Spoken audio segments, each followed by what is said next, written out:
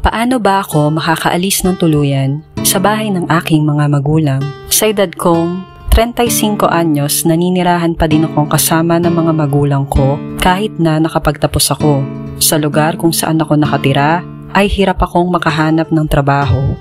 Isa akong underachiever at dahil sa patuloy na psychological abuse na ginagawa ng mga magulang ko sa akin, pakiramdam ko ang kawalan ng sapat na kakayahang magkaroon ng boses, mag-set ng boundaries at magsalita sa aking mga karapatan laban sa parents ko. Wala din akong BF dahil alam kong lalong lalala at mas masakit pakinggan ang verbal abuse na matatamo ko. Masakit dahil mismong mga magulang ko, pinagchichismisan nila ako. Sinisiraan ako sa ibang mga kaanak at kaibigan. Parati nila ako minamaliit. Lagi ding may chaos and drama na nauuwi sa walang katuturang away. Sabi nila isa akong pagkakamali. Diagnosed autistic ako pero di nila alam at di nila malalaman pa. At kung ano-ano ding name calling tinatawag nila sa akin na lalong nagpapamiserable ng buhay ko. Ginawa nila akong sobrang mahina na nangyayari nga sa akin. At wala nang natitirang lakas ng loob pa para magsimula ako ng sarili kong buhay malayo sa kanila. Mayroon akong konting pera at gusto kong magpunta abroad pero ayaw nila akong hayaan sa kagustuhan ko. Natatakot din ako na hanapin nila ako kung aalis ako ng walang paalam. Sa akala nila kahit sa edad kong ito ay may say pa din sila sa mga bagay na dapat kong gawin. Nagdemand din sila na kailangan aprobado nila ang trabahong papasukan ko kung sakasakali. Alam ko naman pwede akong magsinungaling sa kanila, ngunit hindi lang basta paglayo ang gusto ko. Gusto kong tuluyang hindi na magkaroon ng anumang ugnayan sa mga magulang ko na hindi ko na kailangan ipaliwanag sa kanila bawat hakbang na kailangan kong gawin at gagawin pa. Napaka-controlling nila at ang lahat ng abusive acts nakaukit na sa puso't isip hanggang kaluluwa ko. Please tell me, pwede bang mag-pack up na lang ako ng stuff ko at umalis na lang basta dito? Itatawag kaya nila to sa pulisya para ipahanap ako? Or worse, mapatulfo? Alam ko na nakakatawa mga tanong ko pero gusto ko lang ng payo. Thanks in advance.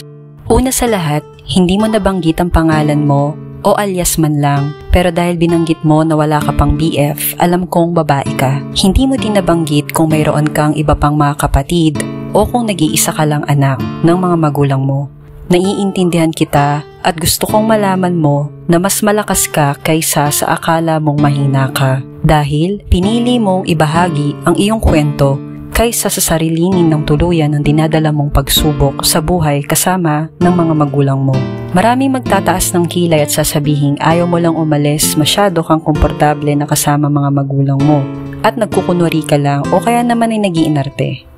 O kaya naman, swerte mo nga sa parents mo yung iba wala ng magulang. Again, magkakaiba tayo ng pananaw at damdamin at kakayahan. So, ang isang insensitive comment ay maaaring mag-work kay Juan at hindi umubra kay Pedro o ang malaking bagay para sa isa ay easy lamang at madaling masolusyonan ng ikalawa. Ipagdarasal ko na maalpasan mo ang mga negatibong salita na nagkukulong sa iyong isipan. Napakahalaga na unahin mo ang iyong kaligtasan at kagalingan. Hindi lang pisikal, kundi pati na rin emotional, spiritual, and mental. Ang pag-alis mula sa mapangabusong kapaligiran ay maaaring napakahirap, ngunit posible ito gawin sa tamang suporta at pagpaplano. Nabanggit mo na mayroon kang hangarin na mag-abroad. Kung ito talaga ang nais mong gawin, maaari mong suriin ang mga opsyon para sa trabaho o oportunidad sa ibang bansa. Alamin mo mga kinakailangan para sa visa at mga posibleng trabaho sa iyong nais na puntahang bansa. Ito ay maaaring magbigay sa iyo ng layunin at landas patungo sa iyong kalayaan. Sa kasalukuyan, mahalagang tiyakin ang iyong kaligtasan habang gumagawa ng plano para umalis. Kung naniniwala kang may panganib na baka subukan kang pigilan ng iyong mga magulang mula sa pag-alis mo o kung natatakot ka para sa iyong kaligtasan, maaaring makatulong ang pagsasangkot mo sa local authorities o organizations na nakatutok sa pagsuporta sa mga taong nasa mapang-abusong sitwasyon. Ang pag-alis mula sa mapang-abusong kapaligiran ay isang proseso na nangangailangan na maingat, na pagsasaalang-alang at pagpaplano. Nauunawaan ko kung nais mo nang makawala agad-agad sa sitwasyon na mayroon ka ngayon. Ngunit mahalaga na gawin ito ng may pag-iingat at tamang pagpaplano para sa iyong kaligtasan at kagalingan. Tandaan mo lagi na hindi ka nag-iisa at may mga tao at organisasyon na handang tumulong sa iyo. Kung ikaw ay nasa panganib o kailangan mo agad ng tulong, mangyaring humingi ka ng saklolo mula sa lokal na otoridad o serbisyo ng emergency para sa'yo. Kinakailangan ng tapang upang humingi ng tulong at gumawa ng mga pagbabago sa buhay mo. Karapat-dapat kang mabuhay ng malaya mula sa pang-aabuso at takot. Hinihikayat kita na maglakas loob upang simulan ang paglikha ng ligtas at malusog na kinabukasan para sa'yo. Narito ang ilang hakbang na maaari mong isaalang-alang. Una, kaligtasan muna. Siguruhin na may ligtas na lugar kang mapupuntahan at mayroon kang suporta, maging mga kaibigan, ibang mga kamag-anak o lokal na mga serbisyong mayroon sa lugar na kinaroroonan mo. Nauunawaan ko na hindi din uubra ang option na ito dahil nabanggit mo ang paninirang puri na ginawa ng parents mo sa iyo, sa mga taong kakilala mo, gaya ng kaibigan at kaanak. Sa totoo lang, taktika nila ito para tuluyan kang magumon at tuluyang mawala self-confidence mo nang sa ganon, hindi ka magkakaroon ng chance na umalis at iwan mo sila. Aware man sila o hindi, ay hindi na mahalaga dahil bilang magulang at mas nauna silang naging tao kaysa sa iyo, masasabi kong napaka-evil ng intention nilang pagsasalita ng mga negatibo over your life. Ikalawa, pinansyal na seguridad. Siguruhin mo munang may sapat kang pera na naipon upang suportahan ang iyong sarili, lalo na kung plano mong lumipat sa ibang bansa. Ikatlo, pagplano ng iyong pag-alis. Subukang pagplanuhan ng iyong pag-alis ng maingat. Magbalot ka ng mga pangunahing kagamitan kapag wala sila. At isaalang-alang ang pag-iwan ng isang liham na nagpapaliwanag na kailangan mo ng espasyo para sa iyong sarili. Ikaapat, legal na mga pangunawa. Depende sa kung saan ka nakatira. Maaaring may mga legal na implikasyon kung aalis ka ng hindi nagpapaalam sa kanila. Maganda ang ideya na mauunawaan ang iyong mga karapatan at humingi ng payo sa batas kung kinakailangan. Ikalima, therapy or counseling.